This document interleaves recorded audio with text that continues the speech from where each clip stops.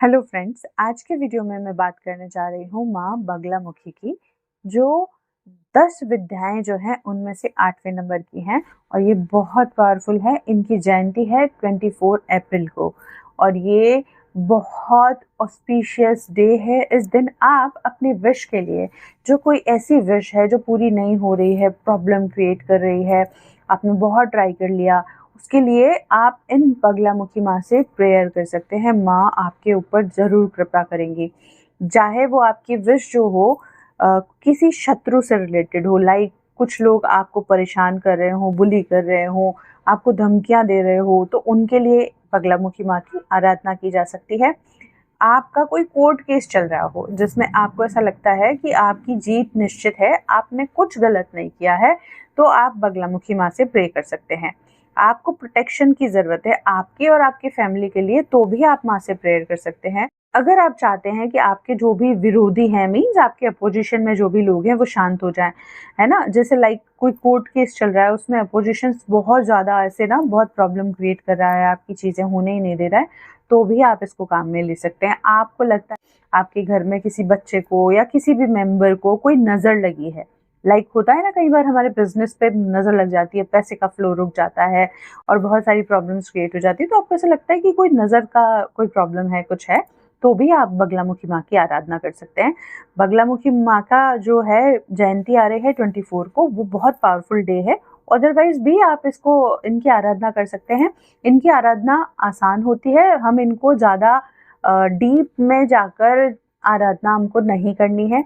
इनको एक्चुअली जो है इनको सिद्ध किया जाता है, उसके बाद ही इनकी आराधना की जाती है, पर हम नॉर्मल इन माँ के बच्चे खुद को समझकर माँ से प्रेयर कर सकते हैं, माँ के मंत्र का जाप कर सकते हैं। इनके मंत्र का जाप जो है वो आप मंगलवार से शुरू कर सकते हैं, गुरुवार से शुरू कर सकते हैं या फिर अमावस्या से कर सकते हैं।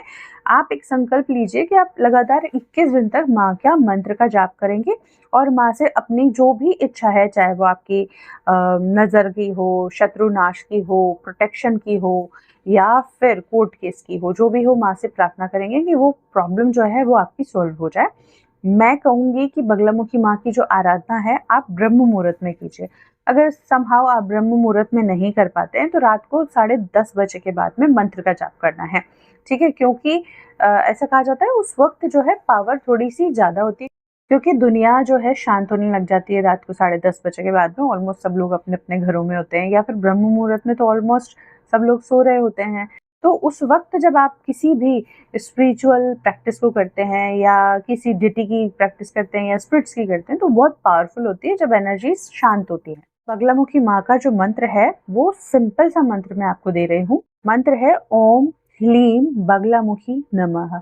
ये जो ह्लीम है इसमें ल लगा हुआ है ना, तो ह्लीम इसको ऐसे ही उच्चारण करना है, ओम ह्लीम बगलामुखी नमः। ठीक है, स्क्रीन पर भी आपको दिख जाएगा। इसको उच्चारण इसी तरीके से करना है। 108 बार जाप करना है। माला पर कर सकते हैं, माला पर 108 बार जाप करना है। सुबह कर लीजिए, शाम को कर लीजिए, 2 बार करना चाहते हैं 2 बार भी कर लीजिए। आपकी कोई ऐसी विश जो आपको लगता है इम्पॉसिबल है, बहुत टाइम लगा रही है, बहुत टाइम से आप जूझ रहे हैं आपकी प्रॉब्लम से ना, तो आप बगलामुखी माँ की आराधना करें। आपके शत्रुओं का नाश करने के लिए, आपका बॉस आपको तंग कर रहा हो या कोई और हो जो आपको परेशान कर रहा हो, तो आप बगलामुखी माँ की आराधना कर सकते हैं। लेकिन लेकिन लेकिन ये नहीं कि आप अपनी फैमिली मेंबर्स के लिए ही इसको यूज़ करने लग जाए, क्योंकि आप में से बहुत सारे लोगों का दिमाग चल जाएगा, किसी के इन-लॉज़ किसी को परेशान कर रहे हैं तो आप ये करने लग जाएंगे, किसी के पेरेंट्स शादी के लिए नहीं मान रहे हैं तो आप इसको करने लग जाएंगे। नहीं, ऐसे नहीं करना है, अपने ही फैमिली मेंबर्स को नहीं तंग करना है। आप चाहें तो बगलामुखी माँ से प्रे कर सकते हैं कि आपकी लाइफ की जो इशू है वो सॉल्व हो जाए, ठीक है?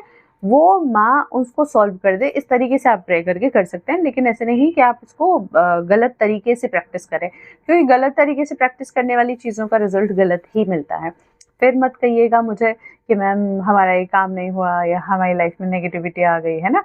तो खुद ही खुद के लिए ब्लॉकेजेस क्रिएट मत करो। चीज़ें आप अपनी लाइफ में करो, मंत्र जाप करो, एन्चांट करो, कोई प्रैक्टिस करो, प्रेयर करो, कुछ भी पूरे विश्वास से करो, है ना? अब आप क्या करते हो, मेरे पास इतने सारे लोग आते हैं, क्लाइंट्स आते हैं, सब लोग आते हैं, वो लोग क्या कर रहे होते हैं, वो चलो काम कर रहे होते हैं, जाप कर रहे होते हैं, स्पेल्स कर रहे होते हैं, कुछ भी कर रहे होते हैं।